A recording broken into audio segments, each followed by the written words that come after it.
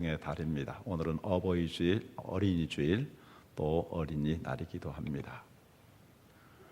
오늘 저는 많은 분들이 어린아이들 데리고 밖으로 나가실 줄 알았는데 그래도 오늘 이렇게 상당히 많은 분들이 예배에 참여했습니다. 우리 옆에 사람들에게 보고 인사를 하지요. 꽃보다 아름답고 향기롭습니다. 한 번 더 인사하겠습니다. 그거까지 따라 하지 마시고요. 실록보다 건강하고 우람합니다. 이렇게. 네, 여기 계신 분들이 진짜 실록보다 건강하고 우람하신 분들입니다. 그 초등부 담당하시는 최양순 목사님이 오늘 어린이를 데리고 어린이들 노는 데로 간 사람들은 죽을 고생한다고. 그래서 오늘은 예배하는 것이 좋다고 이렇게 말씀합니다. 자, 어린이날 어린이 주일 맞이해서 보라 자식들은 이러한 제목으로 말씀 같이 나누고자 합니다. 불과 250년 전만 해도 산업혁명이 일어날 때에 아이들은 무시되거나 방치되었습니다. 아니면 노동과 고역에 착취를 당하였습니다. 그래서 주일학교가 어떻게 시작됐느냐? 정말 이 고통스러운 아이들을 주일날이면 불러 모아서 그들에게 먹을 것도 주고 그들과 같이 놀아주고 그들에게 하나님의 말씀을 가르치면서 시작됐습니다. 그런데 예수 그리스도의 복음이 들어가면서 어린아이들의 중요성들이 부각이 되고 또 알차게 교육하는 일들이 생겼습니다. 그래서 어린이날이 제정되었고 어린이 주일이 만들어졌습니다. 그런데 더 놀라운 것은 2000년 전에 우리 예수님은 어땠는가 하는 것입니다. 하나님 말씀 누가복음 18장을 봅니다. 15절에 17절 말씀 같이 읽습니다. 사람들이 예수께서 만져주심을 바라고 자기 어린 아이를 데리고 오매 제자들이 보고 꾸짖건을 예수께서 그 어린 아이들 불러 가까이 하시고 이르시되 어린 아이들이 내게 오는 것을 용납하고 금하지 말라. 하나님의 나라가 이런 자의 것이니라.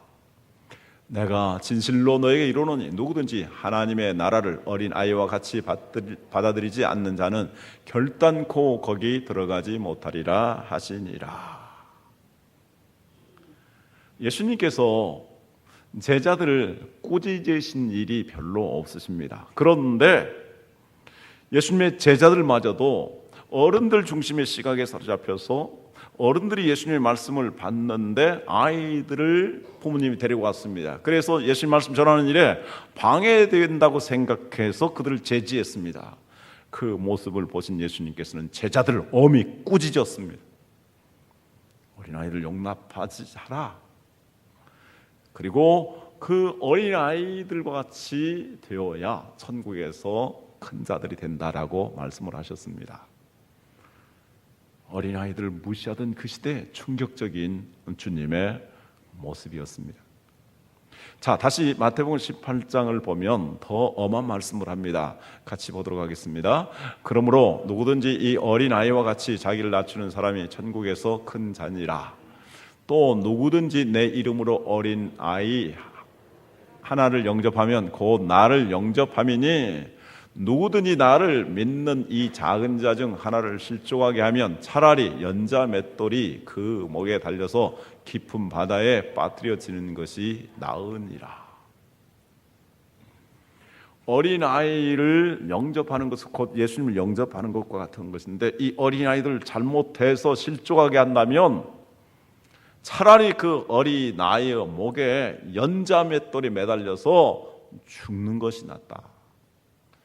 어린아이를 잘못 키우게 되면 엄청난 문제가 생길 수 있는 것이고 비록 내가 자녀를 낳았다 할지라도 이 어린아이들을 잘못 교육하게 되면 오늘 성경에서 말씀한 것처럼 부끄러움을 당할 수 있습니다. 그래서 성경에서는 이 어린아이 중요성에 대해서 어린아이의 교육의 중요성에 대해서 이렇게 선언합니다. 보라! 이 보라라는 말은 어떤 일에 있어서 주목하고 집중하도록 할 때, 매우 중요한 메시지를 선포할 때 하는 말입니다. Behold, 보라. 세례요한이 예수님이 등장할 때 보라, 세상죄를 지고 가는 하나님의 어린 양이로다. 선국이 이제 완성되는 모습을 보면서 보라, 새하늘과 새 땅이 이루어진다. 보라, 내가 만물을 새롭게 하노라. 이렇게 정말 중요한 선포를 할 때에 모든 사람들에게 주목하고 집중하도록 할 때 보라라는 말씀을 하는데, 보라, 자식들은 어떤 존재이며 자식들은 어떻게 가르쳐야 되는가, 세 가지를 우리에게 가르쳐 줍니다. 첫째, 자식은 여호와의 기업이라고 말씀합니다. 기업은 국가의 가장 중요한 기반 산업입니다. 기업이 있어야 국가의 경제에 힘이 있습니다. 그리고 기업을 잘 육성해야만 나라의 미래가 튼튼해지고 영향력을 끼칠 수 있습니다. 옛날에는 제일 중요한 기업이 농사였습니다. 농사는 천하의 대자본이다라고 말합니다. 그런데 사람들은 말합니다. 땅을 가꾸는 농사보다 더 중요한 농사가 있는데 가장 중요한 농사는 자식 농사다라고 말합니다. 자식 농사의 중요성은 국토가 비좁고 천연 자원이 별로 없는 우리나라에서는 더 중요합니다. 사람들이 농사를 잘 지어야 생존할 수 있고 여유롭게 살아갈 수가 있습니다. 근데 우리나라를 생각해 보십시다. 우리나라가 얼마나 어려움을 많이 겪었는지. 일제 36년 강점기 때에 거의 모든 것들을 착취당하고 유린당했습니다. 3년 동안 6.25 전쟁을 겪으면서 나라가 두동강 났고 국토가 잿더미처럼 되고 말았습니다. 더구나 북한이 늘 남한을 위협하고 공격적이었기 때문에 거기에 엄청난 국방비를 들여야 되고 젊은이들이 거기 가서 군대 가서 정말 가장 좋은 젊음의 때를 바쳐야만 했었습니다. 그러나 이 모든 것들을 극복하고 코리아의 기적을 만들었습니다. 이제 우리나라는 OECD 국가의 중요한 나라가 되었고 세계 정상들과 협의하는 나라가 되었고, 그리고 원조를 받는 나라에서 원조하는 나라가 되었습니다. 무역의 8위 국가가 되었습니다.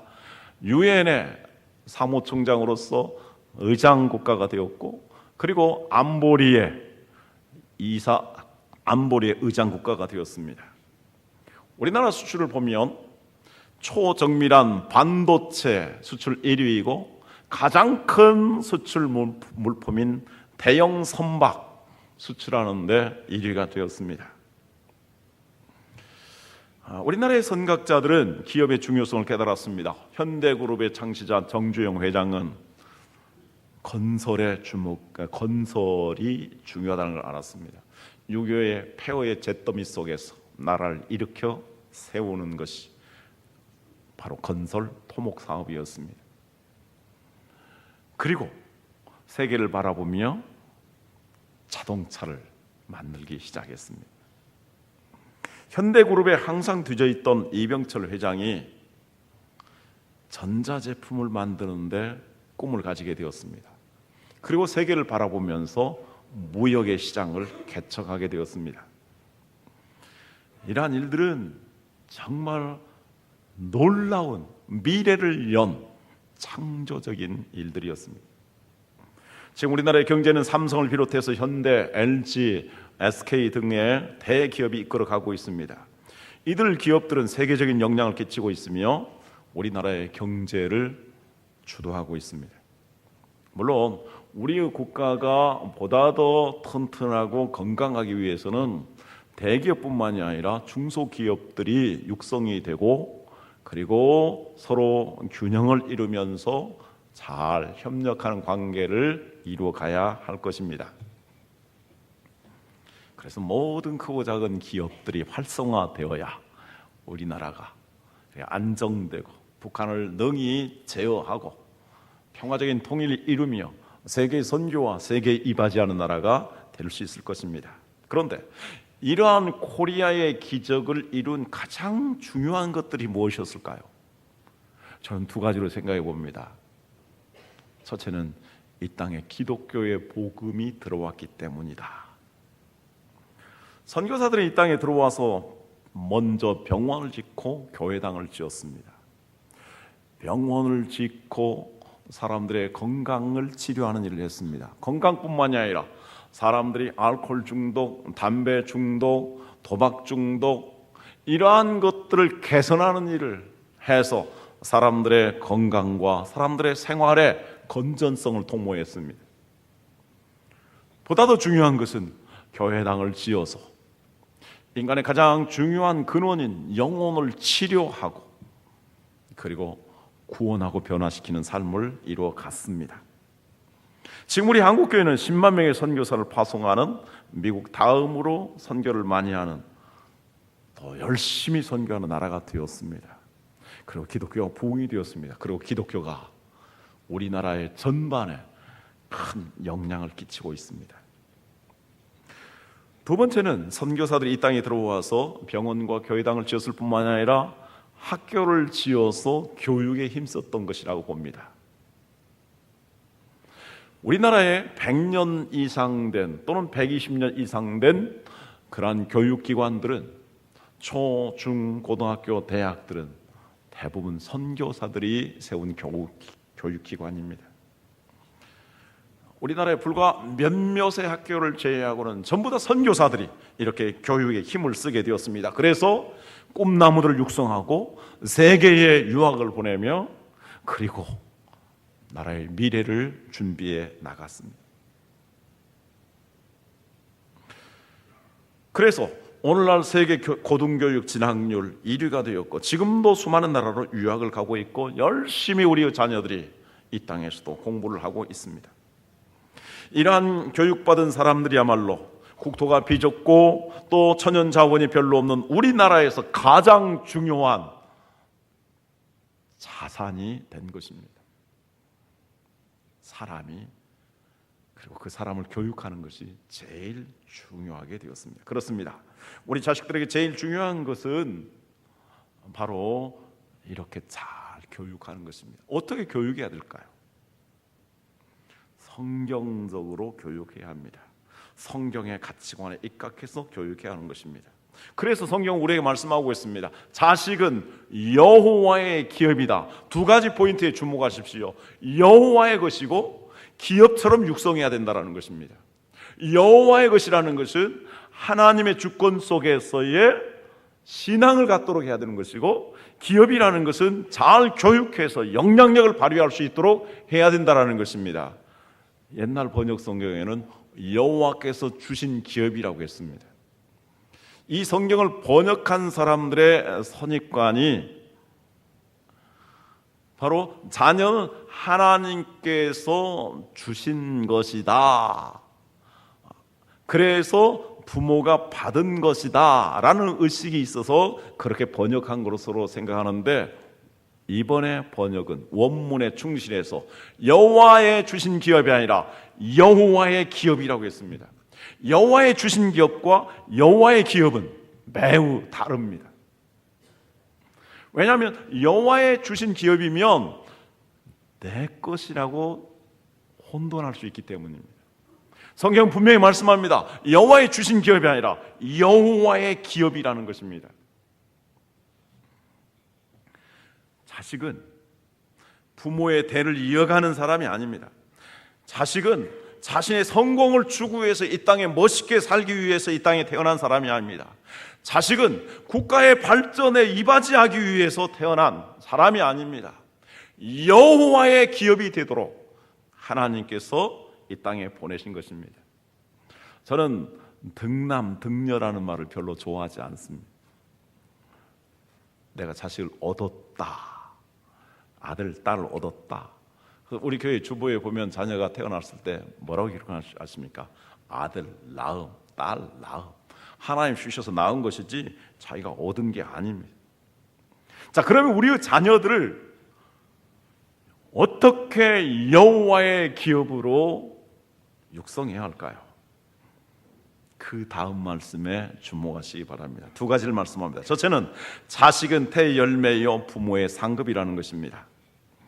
자식은 어떻게 해서 이 땅에 태어나게 됩니까? 물론 남녀 부부가 서로 사랑함으로써 하나님께서 태의 열매를 맺게 합니다. 그러나 착각하지 마십시오. 부모는 이 자녀의 털끝 하나도, 지문 하나도 직접 만들지 못합니다. 세포 하나도 만들 수 없습니다. 이 세계에 있는 모든 과학자들과 그리고 과학기술을 총동원해도 인간은 DNA, 나무 잎사귀에 있는 세포 하나를 만들 수가 없습니다. 그런데 어떻게 인간이 이 우주보다도 탁월한 창조물인 인간을, 자녀를 만들 수 있겠습니까? 전혀 아무것도 만들지 않았습니다. 자녀들은 하나님께서 창조하신 이 세상의 가장 위대한 하나님의 창조물입니다. 아멘이십니까? 그에 대해 성경은 여러 가지 교훈하고 있습니다. 아브라함도 아이를 낳지 못했었고 이삭도 결혼한 다음에 20년 동안 자녀를 낳지 못했습니다. 그래서 창세기 20장 18절에 보면 아이를 낳게 하시기도 하시고 낳지 못하게 하시는 분도 하나님이시라고 말씀합니다. 창세기 30장 2절에 보면 라헬이 아이를 갖지 못합니다. 그러자 라헬이 그의 남편에게 하소연합니다. 왜 당신은 나에게 아이를 못 낳게 하는 것입니까? 그때 야곱이 이렇게 말합니다. 야곱이 라헬에게 노를 발하여 분노하면서 말합니다. 화를 내면서 가로되 그대의 성택해 못하게 하시는 이는 하나님이시니 내가 하나님을 대신하겠습니까? 옳은 말입니다.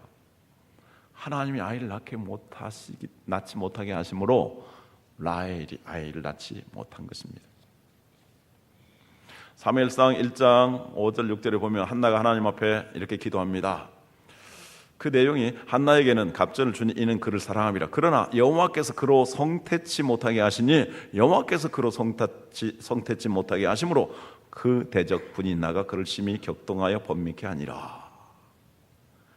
한나는 조강지체였습니다만 아이를 낳지 못했는데 아이를 낳지 못하게 된 근본적인 원인이 하나님이 태의 문을 열어주지 않았기 때문이다라고 말씀합니다. 하나님의 계획이 있어서요 그렇게 하신 것이었습니다. 그래서 한나가 모든 열쇠는 하나님에게 있다라고 생각하며 하나님 앞에 울면서 간구했습니다. 그랬더니 성경은 말합니다. 하나님이 그를 성택해 하심으로 그가 사무엘을 낳고 더 나가서 5명의 자녀들을 두었다. 5남매를 더 낳게 되었다. 이렇게 말하고 있습니다.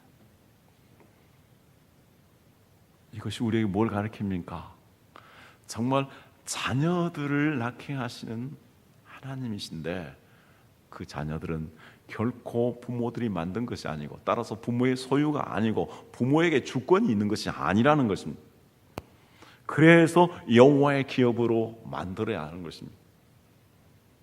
성경은 시편 139편에 이것을 구체적으로 이렇게 설명하고 있습니다. 같이 13절부터 16절 읽겠습니다.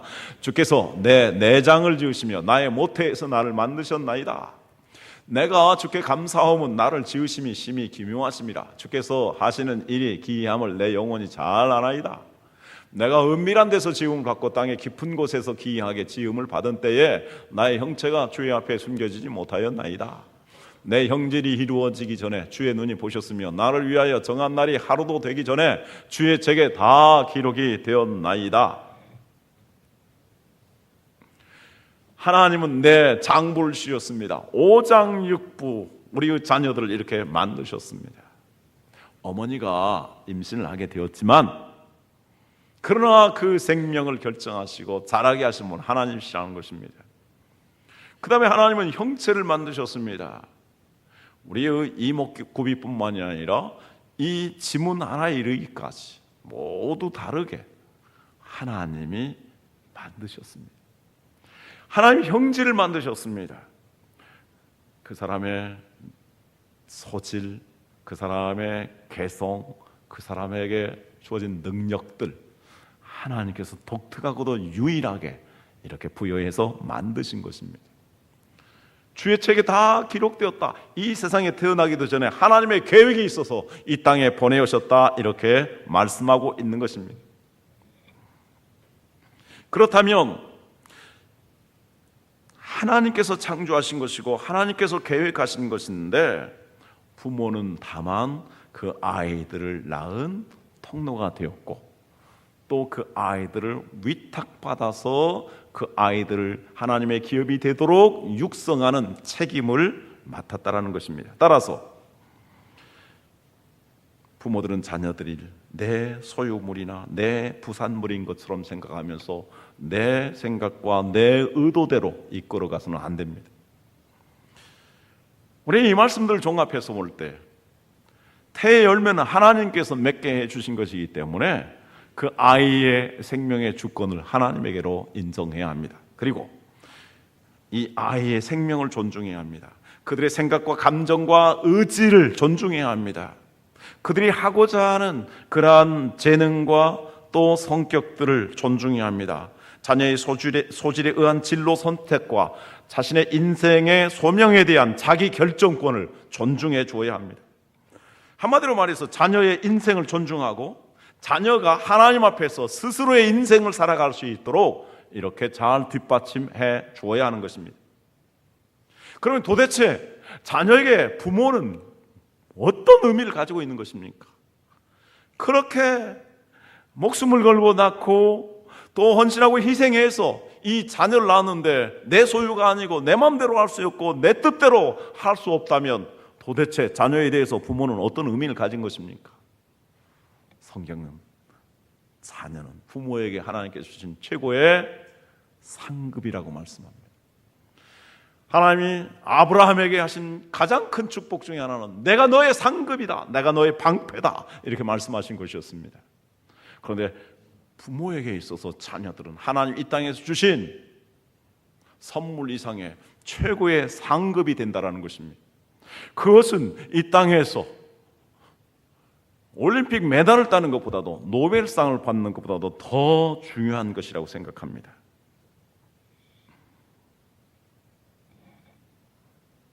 그러면 이러한 상은 어떤 사람에게 주어집니까? 이 자녀를 낳는 과정에 있어서 정말 잉태고통과 해산의 수고를 마다하지 아니한 사람입니다. 어떤 성도님은 이렇게 이야기합니다. 내 잉태의 고통이 그렇게 임신의 고통이 심한 줄 몰랐어요. 내 몸에 자녀만 없다면 하나님 내 생명을 거두어가 주십시오. 너무나 견디기 어렵습니다. 이런 마음을 갖고 하소연했다고 합니다. 그러나 자녀가 있기 때문에 하나님 이 자녀를 위해서라도 견디게 하여 주옵소서. 내가 잉태의 고통만 없다면 해산의 수고쯤은 10명이라도 내가 낳겠다. 그런 이야기를 들었습니다.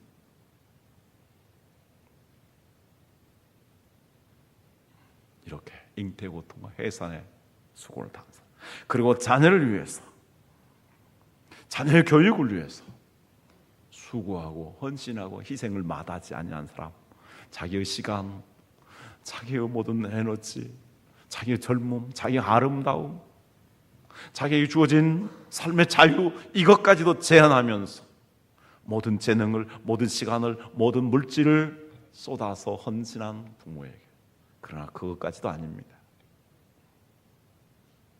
그 다음에 말씀하고 있는 장사의 수중에 든 화살과 같이 같은 사람으로 이렇게 양육한 사람에게 주어진다라고 말하고 있습니다. 그럴 때 자녀들은 최고의 상이 됩니다. 제 육전년 가운데 아버지가 6.25 전쟁 중에 나가서 행방불명이 되었습니다. 아마 전쟁 중에 죽어서 그 시신을 찾지 못하였기 때문에 행방불명 처리가 됐을 것입니다. 근데 어머니는 아이를 임신한 상태였습니다. 어머니는 그 아이를 낳았습니다. 이 아이는 유복자가 되었습니다. 근데 어머니는 이 아이를 위해서 일생을 헌신하기로 작정합니다. 그래서 재혼하지 않았습니다. 감사하게도 이 아이가 굉장히 공부를 잘합니다. 살기가 막막하니까 남의 가수원에 산지기가 되어서 그 산을 지키면서 가수원을 지키면서 겨우 주는 돈을 받고 살았습니다. 공부를 잘하자 이제 전주 북중에 들어가게 되었습니다. 공부를 아주 거기서도 잘했습니다. 그래서 서울고등학교에 들어갔습니다. 거기 가서 이제 옛날 말로 입주해서 식모살이를 살았습니다. 아이를 데리고 그 집안 일을 돌봐줍니다. 그래서 이 아이가 법과대학에 들어가길 바랬는데 연좌제에 걸려서 행방불명되어서 들어가지 못하였고 상대에 들어갔고 LG그룹의 상무까지 되었습니다. 아무런 배경도 없는 사람인데 그렇게까지 갔습니다. 그 어머니는 이 아이를 보면서 너는 나의 가장 큰 상이다. 내 기쁘며 보람이며 사랑이다. 이렇게 여겼을 것입니다. 제가 몇 년 전에 전화를 해봤었는데요. 참으로 안타깝고도 유감스럽고 이분이 주일학교 다닐 때는 교회를 다녔는데 지금 신앙생활을 않는다고 합니다. 저는 그분을 위해서 지금까지도 기도하고 있습니다. 그래서 우리는 자녀를 어떻게 가르쳐야 합니까? 장사의 수중에 있는 화살처럼 자녀를 가르쳐야 합니다. 4절 말씀 5절 말씀 같이 읽도록 하겠습니다. 같이 읽죠. 젊은 자의 자식은 장사의 수중의 화살 같으니 이것이 그의 화살통에 가득한 자는 복되도다. 그들이 성문에서 그들의 원수와 담판할 때에 수치를 당하지 아니하리로다. 화살은 왜 필요합니까? 적과 싸우기 위해서 필요한 것입니다. 옛날에 최고의 무기 중에 하나가 바로 활이었습니다. 그래서 최종병기 활이라는 영화가 유명하지 않았습니까? 화살은 장인의 손에 의해서 잘 만들어져야 합니다. 반듯해야 합니다. 날카로워야 합니다. 강해야 합니다. 그리고 그 화살을 사용할 때는 혼을 담아서 쏘아야 합니다. 그래야 적을 물리칠 수 있는 것입니다. 참으로 불행하고도 유감스럽게 우리 자녀들이 태어난 이 삶의 환경은 치열한 생존 경쟁이 있습니다. 그러나 치열한 생존 경쟁보다도 더 심각한 것은 영적인 싸움의 현장에 태어난다는 것입니다. 공중의 권세 잡은 자들이 택하신 자들이라 할지라도 믿음의 자녀들이라 할지라도 그들을 집어삼키기 위해서 그들을 허무한 길로 그들을 멸망의 길로 이끌어가기 위해서 우는 사자처럼 으르렁거리며 득실거리고 있다는 것입니다. 그러므로 이 아이가 태어나긴 했지만 이 아이의 영혼이 그 아이의 운명이 이러한 사탄과 그의 세력에게 잡아먹히느냐 잡아먹느냐 이기느냐 지느냐 사느냐 죽느냐 영원히 사느냐 영원히 죽느냐 영원히 하나님의 일을 하고 하나님 나라에 들어가느냐 아니면 허무한 삶을 살다가 지옥불로 들어가느냐 심각한 삶의 현실입니다. 이 아이로 말미암아 수치를 당하느냐 이 아이로 말미암아 하나님에게 하나님 나라에서까지 상을 받느냐 매우 중요한 문제라는 것입니다. 그래서 이 아이들이 영적인 정글에서 생존할 뿐만이 아니라 적들을 물리쳐서 승리의 개선가를 부르기 위해서는 이 자녀들을 영적으로 무장시키지 않으면 안 됩니다. 어떻게 해야 될까요? 첫째는 반듯하고 날카롭게 키우기 위해서는 하나님의 말씀으로 잘 가르쳐야 합니다. 신명기 6장 4절에서 9절 말씀 같이 읽도록 하겠습니다.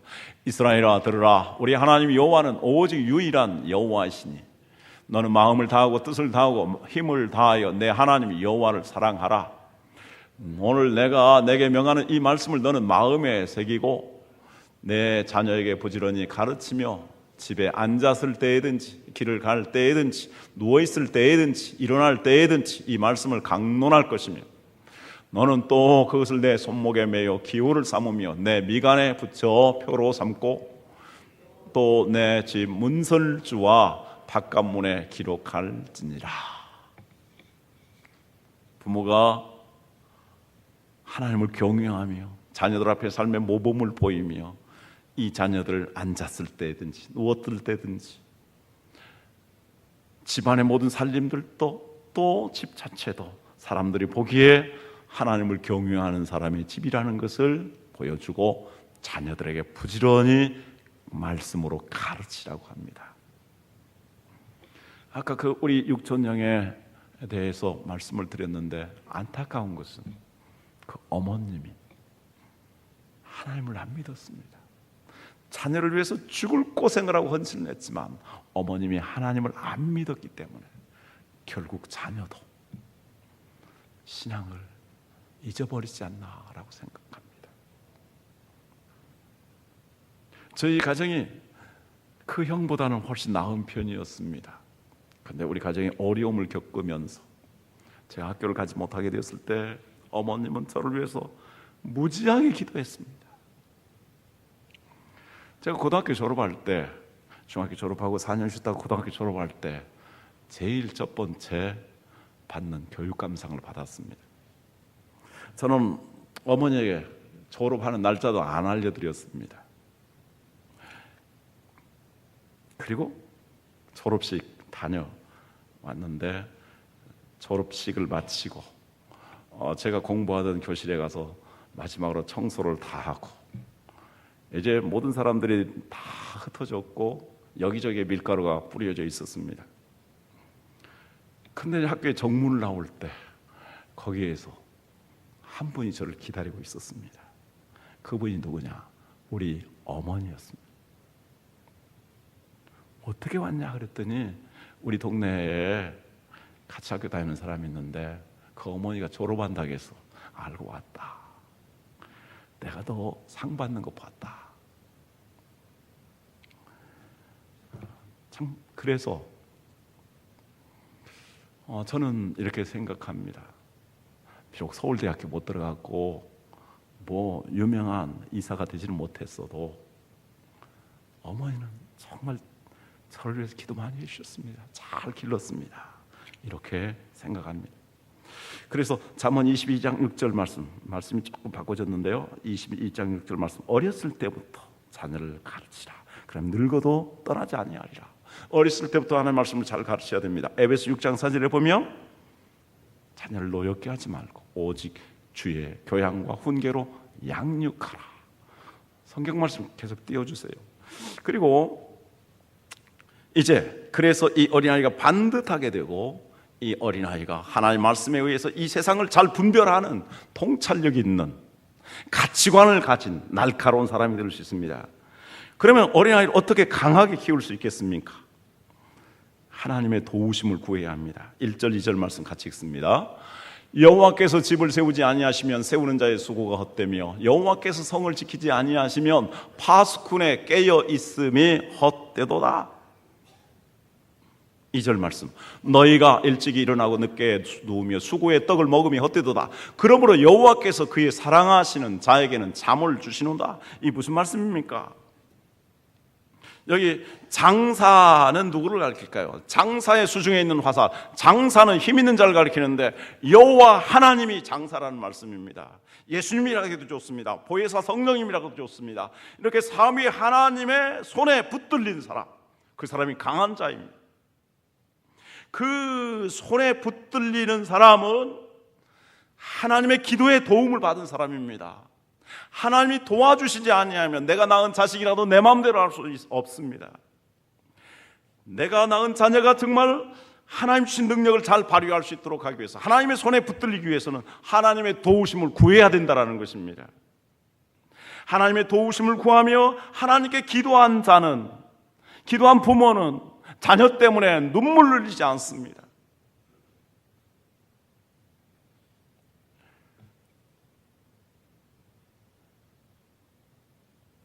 정말 자녀를 위해서 기도하고 자녀를 위해서 하나님 앞에 무릎 꿇고 시간을 많이 보낸 사람, 그 자녀로 말미암아 눈물 흘리지 아니하고 그 자녀들이 실패하지 아니하고 자녀들이 마침내 여호와의 영광을 드러내게 될 줄로 믿습니다. 그렇게 기도하는 사람은 자녀의 앞날에 대해서 다 맡길 수 있습니다. 저는 그 부모님 앞에서 늘 이런 말씀을 했습니다. 저에 대해서 전혀 걱정하지 마십시오. 기도만 하십시오. 제가 하나님 믿고 하나님 의지하며 살기 때문에 저에 대해서는 걱정할 필요가 없습니다. 저에 대해서는 부모님이 마음속으로는 걱정하셨지만 걱정을 전혀 내색하지 않았습니다. 그래서 정말 하나님께 맡기면 모든 게 평안하게 되고 안전한 것입니다. 여러분, 자녀를 아침에 일찍 일어나며 늦게 누우며 그래서 죽어라고 이래서 자녀를 뒷받침하고 죽어라고 공부를 시키는데 이 자녀가 잘못되며 믿음의 길로 가지 아니하며 우리 부모의 모든 수고가 헛된 것입니다. 그렇게 출세하고 영향을 끼치고 이 세상에서 잘 살아도 정말 하나님의 계획을 이루지 못하고 하나님의 비전을 이루지 못하고 살아가는 삶은 헛된 것이고 그리고 실패한 인생입니다. 실패한 자식입니다. 그러므로 하나님께 기도하고 하나님께 맡긴 사람은 자녀들로 말미암아 걱정하지 않고 평안히 잠을 자게 된다. 이렇게 말씀합니다. 마지막으로 이 화를 잘 다루기 위해서는 어떻게 합니까? 이 화살 하나하나를 그 개성을 잘 파악해서 사용해야 합니다. 지금은 화살이 공장에서 찍어서 만들지만 옛날에는 여러 나뭇가지를 이렇게 하나씩 잘라서 반듯하게 맞춰서 했습니다. 이 세상에 태어난 모든 사람은 저마다의 개성이 있습니다. 저마다의 소질이 있습니다. 잠재적인 능력이 있습니다. 부모의 중요한 역할은 그것을 잘 발견하고 그것을 잘 개발, 육성시켜 주는 것입니다. 자녀가 해야 할 일은 그 능력을 잘 발휘하는 것입니다. 그러니까 뮤지컬 오디션들이 있는데 K-팝이라는 그런 오디션이 있었습니다. 이번에 대상을 차지한 사람이 중학교 2학년 여자아이와 고등학교 2학년급의 남자 오누이였습니다. 근데 놀라운 것은